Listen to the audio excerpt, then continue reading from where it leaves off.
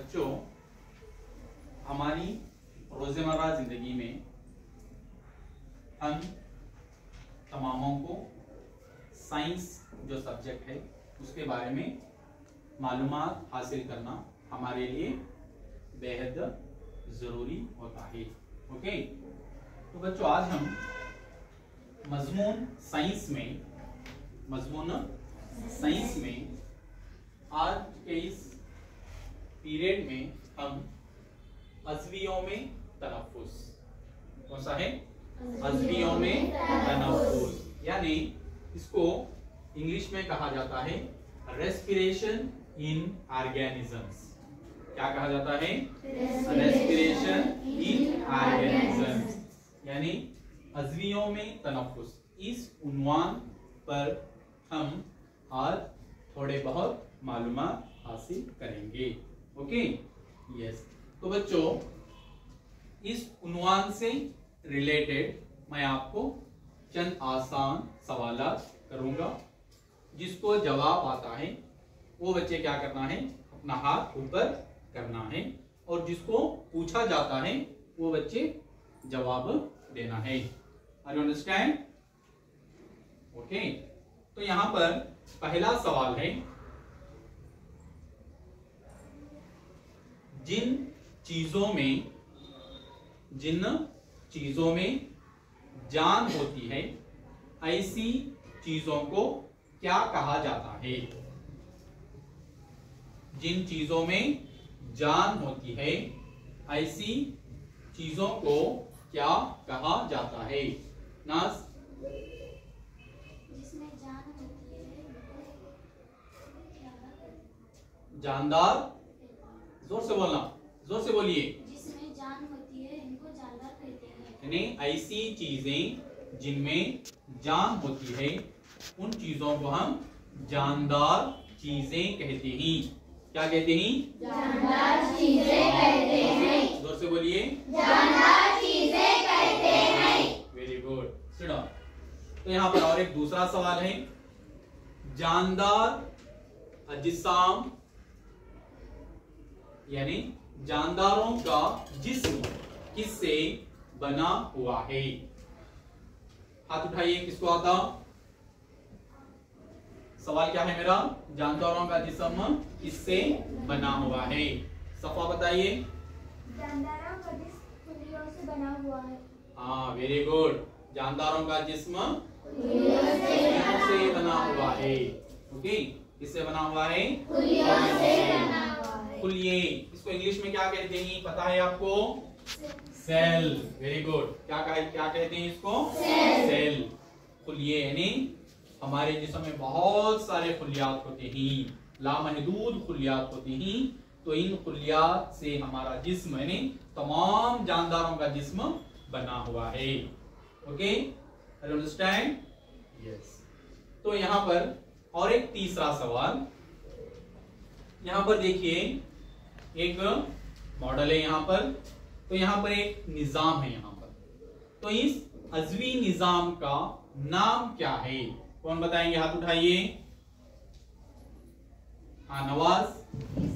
इस निजाम का नाम अमले तनफ्फुस है। हाँ, तो इस निजाम का नाम क्या है? अमले तनफ्फुस। Very good. तो इस निजाम को, इस अज़वी निजाम को हम क्या कहते हैं? अमले तनफ्फुस कहते हैं। ओके, या नहीं तो इसको रेस्पिरेटरी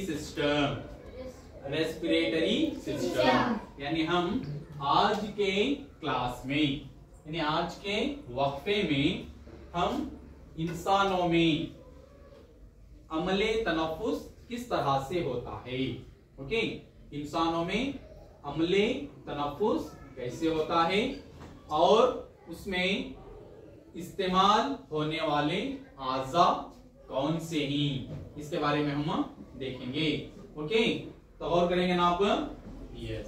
तो बच्चों, सबसे पहले हम देखेंगे, पिछली क्लासेस में हम पढ़े थे निजामे अमले हाजिमा।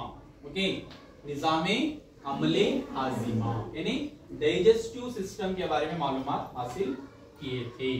तो यहाँ पर हम ग़िज़ा यानी हमारे जिस्म में जब हम ग़िज़ा खाते हैं तो किस तरह से हमारे जिस्म में हजम होती है, तो इसके बारे में तफसीलन मालूमात हम पिछली क्लास में हासिल किए थे। तो आज हम अमले तनफ्फुस यानी निज़ामे अमले तनफ्फुस, तो इस अमले तनफ्फुस में हमें कौन सी चीज का होना बहुत जरूरी है, पता है आपको? हमें हवा, कौन सी चीज का होना? हवा। देखिए कौन सा जानदार भी क्या है बगैर हवा के जिंदा नहीं रह सकता, रह सकता क्या? नहीं। तमाम जानदारों के लिए क्या है?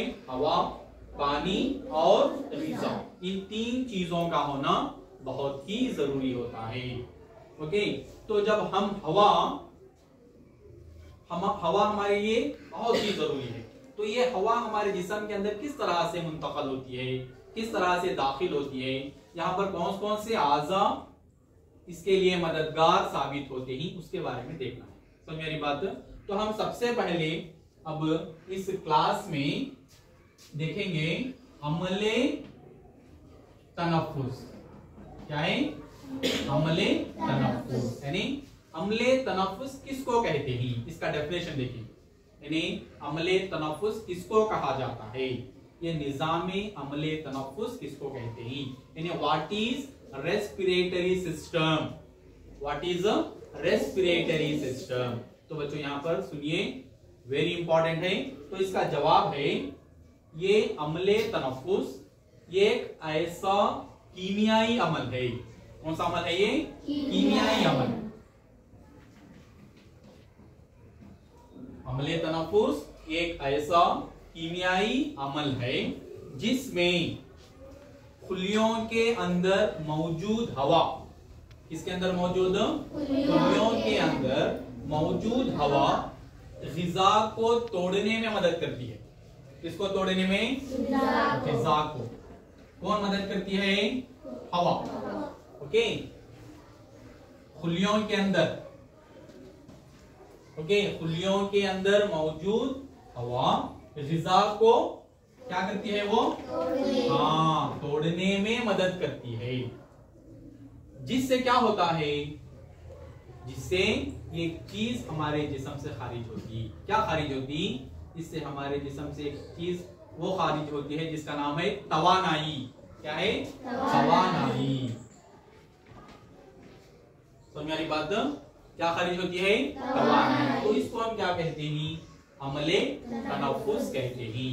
तो यहाँ पर इसका वेरी सिंपल डेफिनेशन क्या है बोले तो, निज़ामे अमले तनफ्फुस एक ऐसा कीमियाई अमल है जिसमें खुलियों में मौजूद हवा ग़िज़ा को तोड़ने में मदद करती है, जिससे तवानाई खारिज होती है, जिससे तवानाई खारिज होती है।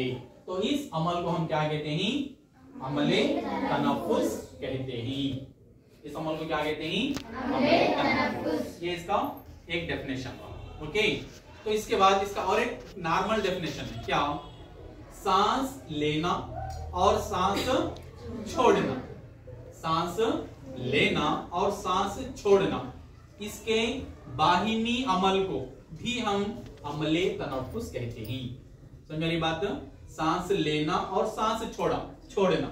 अब अमले तनफ्फुस में यही अमल होता, हम हवा को क्या करते हैं? जिस्म के अंदर दाखिल करते हैं और खारिज भी करते हैं। तो यहाँ पर कौन सी हवा अंदर लेना, कौन सी हवा बाहर हम खारिज करते बोल दो मैं आपको। ओके, तो यहाँ पर सांस लेना और सांस छोड़ना, इसके बाहिनी अमल को हम क्या कहते हैं बोले तो अमले तनफ्फुस कहते हैं। ये भी इसका एक डेफिनेशन बोल सकते हैं। समझ मेरी बात? कौन सा है? सांस लेना और सांस छोड़ना। समझ मेरी बात? सांस लेना और सांस छोड़ना, इसके बाहिनी अमल को हम क्या कहते हैं? अमले तनफ्फुस कहते हैं। तो बच्चों यहाँ पर और एक चीज इंपॉर्टेंट है, सांस लेना। सांस लेना किसको कहते हैं? सांस लेना किसको कहते हैं? तो ये इसका डेफिनेशन वही है, बहुत सिंपल है। यहाँ पर इसका डेफिनेशन क्या है बोले तो, ऑक्सीजन भरी हवा, कौन सी हवा? ऑक्सीजन, ऑक्सीजन है O2, ओके। ऑक्सीजन भरी हवा का जिस्म के अंदर दाखिल होना, वेरी सिंपल। ऑक्सीजन भरी हवा का जिस्म के अंदर दाखिल होना, इसको हम क्या कहते हैं? सांस लेना कहते हैं। समझ मेरी बात? यस। सांस छोड़ना, carbon dioxide, okay, carbon dioxide CO2, carbon dioxide भरी हवा का जिस्म से बाहर निकालना, जिस्म से बाहर निकालना, इसको हम क्या कहते हैं? सांस छोड़ना कहते हैं। समझ मेरी बात? Very simple. ऑक्सीजन भरी हवा का जिस्म के अंदर लेना सांस लेना कहलाता है। कार्बन डाइऑक्साइड भरी हवा का जिस्म से बाहर निकालना, उसको हम क्या कहते हैं? सांस छोड़ना कहते हैं। मालूम हो रहा नहीं? यस। तो बच्चों और एक बात, कि सांस लेना, इसको इंग्लिश में एक वर्ड है, इसको इंग्लिश में कहा जाता है इनहलेशन। क्या कहा जाता है? Inhalation, okay. इसको सांस लेना। सांस छोड़ना को इंग्लिश में कहा जाता है एक्सहालेशन। क्या कहा जाता है? एक्सहालेशन। तो मेरी बात ना? हाँ, तो अब एक इंपॉर्टेंट चीज की तरफ आएंगे हम। कौन सी? ये जो अम्ले तनफ्फुस है, ये जो निजामे तनफ्फुस है, इस निजाम को चलाने के लिए हमें चंद आज़ा की जरूरत होती कि नहीं होती? हाँ। तो ये कौन से आज़ा हैं वो देखेंगे। वो कौन से अहम आज़ा हैं जो निजामे अम्ले तनफ्फुस में इस्तेमाल होते हैं, यानी हमारे जो जिस्म में पाए जाते हैं। समझ मेरी बात? तो सबसे पहले हम देखेंगे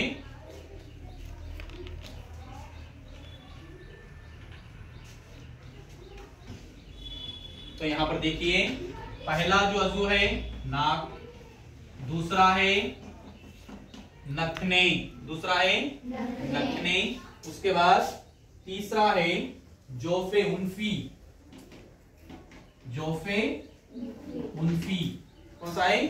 जोफे उन्फी। तीसरा है हवाई नाली, कौन सा है? हवाई नाली। उसके बाद फेफड़े, कौन से ही? फेफड़े। और पर्दाए शिकम, कौन सा है? पर्दाए शिकम। ये वेरी इंपॉर्टेंट आज़ा, ये वेरी इंपॉर्टेंट ऑर्गन्स जो अम्ले तनफ्फुस में इस्तेमाल होते हैं। नाक, नथने, जोफे उन्फी, हवाई नाली, फेफड़े, पर्दाए शिकम, ये अहम आज़ा। और दूसरे भी नहीं, छोटे छोटे आज़ा, मानो हमारा ब्रोंकी सही, ब्रैंकियोल सही, अलविले ही, ये और मजीद आज़ा, और पसलियां ही, ये मजीद दूसरे आज़ा ही, लेकिन अहम जो आज़ा ही ये नाक, नथनी, जोफे उन्फी, हवाई नाली, फेफड़े और पर्दाए शिकम, ये वो आज़ा ही जो निज़ामे अम्ले तनफ्फुस में क्या करते हैं? मदद करते हैं। यानी इन आज़ा की बिना पर हमारे जिस्म के अंदर निज़ामे अम्ले तनफ्फुस का अमल होता है। तो मेरी बात?